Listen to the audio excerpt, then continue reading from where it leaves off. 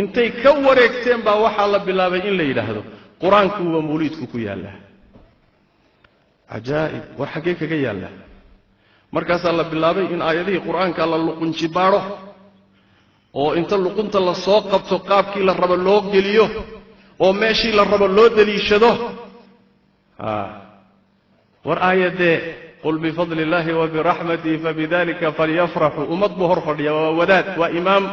wa sheekh kutubu akhriya aayadaas mawliidka ku tusibu war yaa kaaga horeey uma baahni wax iiga horeey war yaa saa ku tafsiiray uma baahni ma ibn abbas ما ابن عمر ما مجاهد ما سعيد بن جبير يا كفسري وما بباهني إلا يجاه الرأي وركوا صالح لمر واجي هو عن قرنيا وحلقت دودي تشري مولود كوا بدعه هوا بدعه والقري تشري لكن وبدعه حسنة أبي كدودي تشري وبدعه لكن وبدعه وانا أكسن هالكاسي دودك كجري تشري لكن بهالشي تكتيو هذا وحيبا مريسا بدعه ما هي قرآن كابشيك quraankii marka aayadihiisa in lagu ciyaaro oo caamada lagu wareeriyo oo tafsiir ayna lahayn la saaro waxaba ka cajab badan ba masaajidka la yiraahdo masaajidka sawsi maalin dhaweyd nin baa ka taagnaa wuxuu leeyahay umad baa dhageysanaysa oo u qoslaysa ninka isaga culimani buu sheeganaya quluwiga iyo xadgudubku meeshuu gaadhay wuxuu leeyahay نبي محمد موليد كيس إلهي بابا احتفالي با سكرف نبي لقمها الله الرسول يرينك وحد قال الله يسان علماء يصدح قرنية حتى وحي مرة يساور إلهي بابا احتفال كالسمائي كبرت كلمة تخرج من أفواههم إن يقولون إلا كذبا التي رنا أو جيسي سنة أو إن دا أدقى أو الله كعبسي يرى والواحد كل إيراني سوى ربك oo waxaad ku been abuuranaysaa waa rabbiga oo waxaad taxriifinaysaa waa quraankii aaway alla ka cabsigii iyo aakhiriya alla la kulmaysaa ma jiro rag iska celi iyo rabbi ka cabsi meel ma wada galaan ninkaasi dagaal buu ku jira rag iska celintii baa u cad laakiin rabbi ka cabsi meeshaba ugu ma jirto war xagee baa rabbi ihtifaal ku sameeyay mawliidka wuxuu yiri buu yiri rabbi إن الله وملائكته يصلون على النبي يا أيها الذين آمنوا صلوا عليه وسلموا تسليما إلهي ملائكتي سا نبيك كصلينا يسير مسلمين تي ونبيك كصليا وكان موليدك أوداتك كردك إن إلهي احتفال كسميب عامرك مسلم كعادك أمرك الله شيء قول لي إلهي بنبيك كصليا أديك أنا صلي بالغفرين هي موليد وأكل دوانته وذات كاس لكن وحى هرفر ليه قلقوا عقوشودي ومسكحدودا ku ciyaari karo fastakhaffa qawmuhu faata'uuhu innahum kanu qawman fasiqin aqligaagu mar haduu aqli yariya mid aan ku dhaamin ba adiga dhanba isaga ka ciyaari oo aayada intuu soo dalishado xadiiskeena ku wareerin oo intuu abur kiciyo isaga ka dhigahayay nin balaayo wax keenay markaas uu ku duufsanay halkaas ay maanta mareysaayo ربي بإن لي هذا أسقى باحتفالي بما أنت الله مريسا رجي بهاش تاجيري تشري واحد كدرنا ولا قد سجيا تفاسير القرآن كلين كسلمان كساوع عياري واحد سقرب بكتاب بالله عليك أو بكر الصديق رضي الله تعالى عنه وأرضاه آيات القرآن كم إذا أيود معي إنه فسره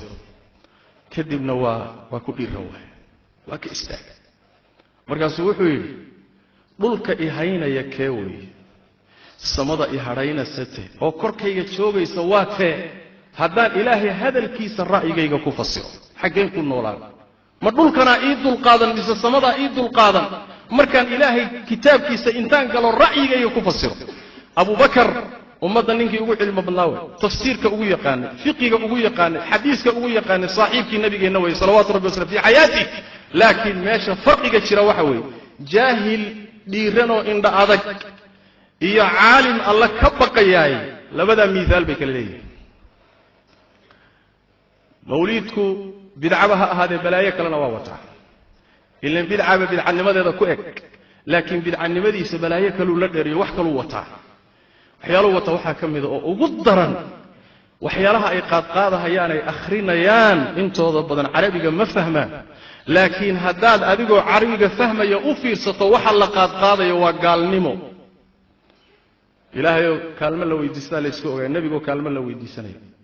isagoo lagu tawasulayo asagoo la tala saaranayo asagoo la baryayo waa nabi maxamed sallallahu alayhi wasallam wariyaa iska laha ilaahay baa iska leh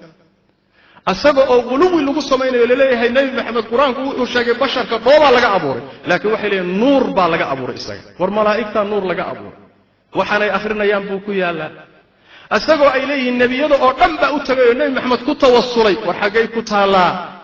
laysma weydiinay waxaan la akhrinayo shirkiyaad iyo gaalnimo ka buuxda laakiin caamada dadka iyo in badan ayaga kamid ma fahmayaan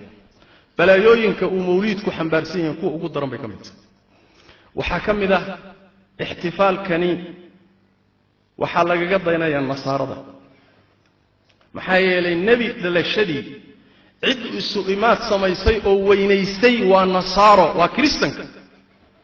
christmaska waxay yidhaahdaan halkaasaa lagaga dayday oo laga raacay nabigeennuna wuxuu yidhi sal alla alay wasalam ummadihii idinka horreeyey jidadkoodaad raaci doontaan oo dabageli waad ku dayan doontaan xataa taako dhudhun xataa hadday baasha dabbadaya godkeeda galaan waad ka dabagelaysaa ma yahuudiya nasaara rasuulilaahi oo yaa kale buu nabigu sal alla alay wasalam inaynu ku dayanayno wax ka qaadanayno taqliidinayno qaar inaga mida wax ka soo urursanayaan nabiga inoo sheegay salawaatu rabbi wasalaamu calayh marka waxaa ku sugan tashabbuh binnasaara waman tashabbaha biqawmin fahuwa minhum waxyaalaha uu xambaarsan yahay waxaa ka mid ah aafaadka ah xoolihii dadkoo bilaash iyo xaqdarro lagu cunayo xoolaa la ururin sanadka waaba munaasabad la sugaba markaasaa waxaa ka qayb qaadanaya u fiirsada xataa dawlado gaala ah iyo sharikado gaala ah yaa xoolaha bixinaya intaasoo milyan oo dollar safaricom kambaniyada waddanka wayba ku talagalayaan sanadka mawliidka soo socda xoolay u sii dhigayaan war safaricomay goormaad diin taageertay bal su'aal isweydiiyey ajaa'ib tawxiid iyo diin la faafinaya safaricom goormay taageertoo garab u noqotay oo dawladuhu gaalooda goormay garab u noqdeen dawladaha waxay ka dhigeen munaasabad weyn oo xaflad ah oo ciid oo kale ah waana dawladaha ugu daran diinta la dagaalankeeda shariicada inay soo noqoto oo diinta ilaahay dalka lagu xukumo oo ilaahay tabaaraka wa tacaala addoommadiisa addoommo looga dhigo dawladaha ugu dagaal badan ama islaam ha shoogteen ama gaala ha ahaadeen ayaa mawliidka buunbuuniya oo xoolaha ku bixiya su'aal baad isweydiin kartaa timir laf baa ku jirtee maxaad shareecadiina ula dagaalamaysaan mawliidna xoola ugu bixinaysaan laanna waxay og yihiin mawliidku inuu dadka diinta ka fogeeyo mooye diin u soo dhowayn maayo qanaaco xaqiiqi ah waay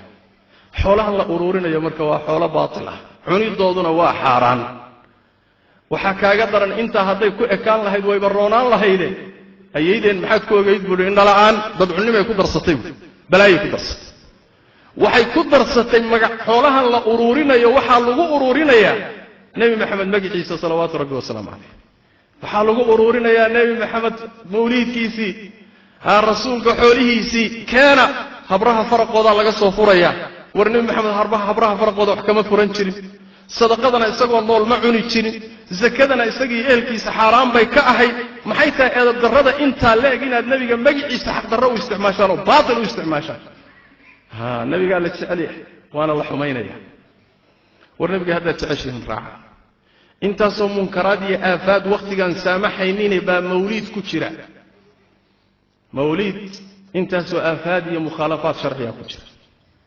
laakiin mid baan idin xaqiijin ninka meesha iyadaa ka shaqo bartay oo ummadda culimo ugu ahaa oo ku shaqaysan jiray oo wax ku heli jiray oo barnaamijkaasi muddo soo wadi jiray rajadiisu ma badna inuu ka soo noqdo bal waa kaasiiba fananayaba ilaahay baaba mawliidayda ku hayaba lagama rajo qabo nabigeennana wuxuu yidhi sal alla alay wasalam ilaahay towbadda waa ka xidhay nin bidca wata bimacnaa ilaahay towbadda waafajin maayo waxaan loo waafajinaynin wixii baaba dee la qumanba oo cibaadu u arkaa oo ilaahay inuu loogu dhowaanayo u arkaa ma soo noqonayo marka kaasi ma soo noqonayo bal waa ka sii daraya maalinba balaayuu sii fananaya war bidcada jooji marka la yidhaha waxaan ka daa wuxuu leeyahay nimankaas wahaabiyada ah ee mawliidka ka hor jeeda waa garacyo masaajidka sawsii buu ka lahaa maalin dhow ummaddu dhageysanaysa malaayiin muwaxidiinta ka mid ah buu wuxuu leeyahay waa garacyo oo zinay ku dhasheen war maxaad u tidhi mawliidkii bay diideen mawliidkii bay diideen meeshay marayso way sii socotaa waxaa xaqiiqo ah dadka rabbi yidhi tabaaraka wa tacaala waxaa jira dad markii la yidhahdo war ilaahay ka baq oo waxaan iska daa ilaahay ka baq baaba cudur ku noqonoo markaasuu ka sii dari rabbi wuxuu yidhi kaasi ha ka sii daree xasbuhu jahannam jahannamaa ku filan ha boodboodo laakiin waxaa ballan noo ah geerida iyo rabbi hortiisoo la tago ayaa ballan noo ah bal markaa ilaahay baa ixtifaalay iyo qur-aankaa sheegay meeshii la geyn lahaa wadaadow aad geyn lahayd maanta ku irtisaaqday waxoogaana ku cuntay dadna ku duufsatay koofiyadna ku duubatay oo wadaad iyo culimo iska dhigtay laakiin rabbigaa hortiisa markaad tagto meeshaad geyn lahayd baa loo baahan yahay hadday intaasi kugu jirto haddii kale soo maaha faxasbuhu jahannam walabi'sa almihaad caamada muslimiinta waxaan dhihi lahaa yaan laydin duufsanin diin idinku filan waad haysataan cibaadaadkii qur-aanku jideeyey oo sunnadu jidayso oo iska cad baydaan kala gaadhi karayn iyaydaan la wada imaan karayn wax muran iyo doodiba ku jirta maxaad diinkaaga dhigay maxaad wakhtigaaga ugu bixin maxaad xoolahaaga ugu bixin tii aan murankuba ku jirin baadan wada keeni karaynin oo aadan la wada imaan karayn sallu wasallimu calaa khaatami alanbiyaai walmursaliin allahuma salli wasallim wabaarik calaa cabdika warasuulika muxamed wacala aalihi wasaxbihi ajmaciin وارض اللهم عن الصحابة والتابعين وتابعيهم ومن تبعهم بإحسان إلى يوم الدين اللهم إنا نسألك الهدى والتقى والعفاف والغنى اللهم أرنا الحق حقا وارزقنا اتباعه وأرنا الباطل باطلا وارزقنا اجتنابه اللهم إنا نسألك الهدى والتقى والعفاف والغنى نسألك الثبات في الأمر والعزيمة على الرشد ونسألك